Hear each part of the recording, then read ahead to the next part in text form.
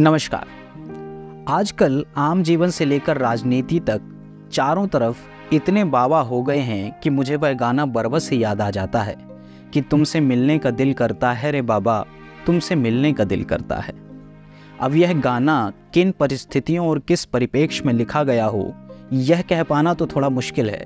हाँ, लेकिन इतनी बात ज़रूर है कि बाबाओं से मिलने की आस भारतीय प्रेमिकाओं और भारतीय राजनेताओं में भरपूर रही है।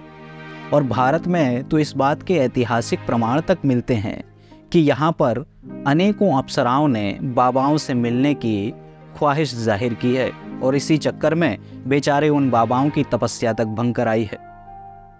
और फिर यह चक्र भी बड़ा निराला ही है कि प्रेमिकाएं जिन पुरुषों को प्यार करती हैं वे बाद में खुद बाबा बन जाते हैं और वही बाबा राजनीति में आ जाते हैं, और जो राजनीति में नहीं आ पाते तो खुद राजनेता उन बाबाओं की शरण में चले जाते हैं। खैर, जाने दीजिए। भारत तो अनादिकाल से बाबाओं का देश ही रहा है। मोहनजोदाड़ो में भी एक बाबा थे, दाढ़ी वाले, आपको तो याद ही होगा। फिर वैदिक काल में तो बाबाओं का कहना ही क्या। उसके बाद महाजनपद काल में तथागत गौतम बुद्ध और वर्धमान महावीर ने ऐसी घुट्टी पिलाई कि सम्राट अशोक जैसे राजा भी बाबाओं के गुणधर्म वाले हो गए। तो भारत में बाबाओं की लीला अपरंपार है। आज की राजनीति में भी बाबाओं की उपस्थिति हर जगह देखी जा सकती है। प्रदेश से लेकर देश तक, राज्य से लेकर केंद्र तक हर तरह के बाबा हैं। दाढ़ी वाले बाबा, बिना बाल दाढ़ी वाले बाबा, डिजाइनर बाबा, हर तरह के बाबा यहाँ पर देखे जा सकते हैं। और कुछ बाबा तो ऐसे भी हैं जो राजनीति में ना होते हुए भी राजनीति कर रहे हैं। राजनीति भी बड़ी दिलचस्प चीज़ है, क्योंकि जिस व्यक्ति को कुछ ना आता हो वह राजनीति तो कर ही सकता है। और भारत में तो ये और भी दिलचस्प हो जाती है, क्योंकि भारत में अंगूठा छाप भी राजनीति में आकर मंत्री और मुख्यमंत्री तक की पद भी प्राप्त कर सकते हैं। बहरहाल, भारत की राजनीति बाबाओं के हाथ में जाने से एक फ़ायदा तो ज़रूर हुआ है जिससे आप भी सहमत होंगे, और वो यह है कि बाबा किसी भी क्षेत्र में रहें वे अपना गुणधर्म नहीं छोड़ते हैं। वे अपने स्वाभाविक गुण पर हमेशा कायम रहते हैं, और उनका स्वाभाविक गुण है निर्मोह, निष्काम, निश्चिंत। वे निश्चिंत होकर, निर्मोह होकर अपने इष्ट की प्राप्ति में निरंतर लगे रहते हैं। देश में क्या हो रहा है इससे उन्हें कोई मतलब नहीं होता।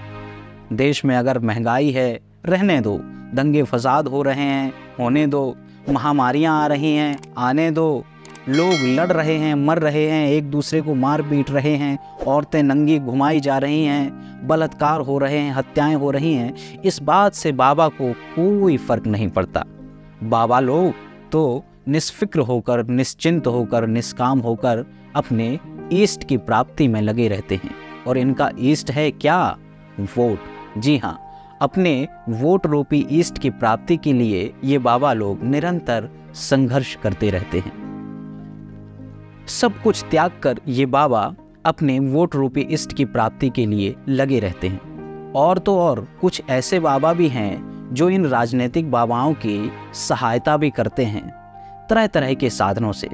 कभी हिंदू राष्ट्र का बहाना लेकर, कभी यूसीसी का बहाना लेकर, कभी मंदिर का बहाना लेकर, कभी घर वापसी का बहाना लेकर, इन तमाम तरह के अचूक साधनों से ये सहायक हमारे राजनीतिक बाबाओं की सहायता करते हैं और उन्हें उनकी इष्ट प्राप्ति में बड़ा ही महत्वपूर्ण योगदान देते हैं। ऐसे ही एक बाबा के इंटरव्यू के लिए मैं एक दिन उनके पंडाल में पहुंचा। वहां पता चला कि बाबा का अपॉइंटमेंट लेना पड़ेगा, और बाबा अपॉइंटमेंट को अपनी भाषा में अर्जी लगाना कहते हैं। तो फिर क्या था, मैंने भी अपनी अर्जी लगा दी।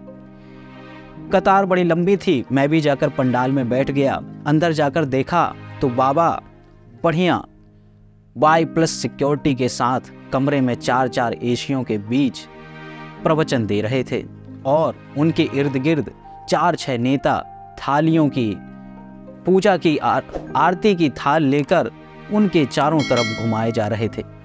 मुझे यह देखकर बड़ी हैरानी हुई कि जो नेता आम जनता की समस्याओं को सुनने के लिए 2 मिनट भी नहीं निकाल सकते, उनके पास इन बाबाओं के प्रवचन सुनने के लिए 4-4 घंटे कैसे निकल आते हैं? तो इसका कारण भी बिल्कुल स्पष्ट है, ईस्ट की प्राप्ति, वोट रूपी ईस्ट की प्राप्ति।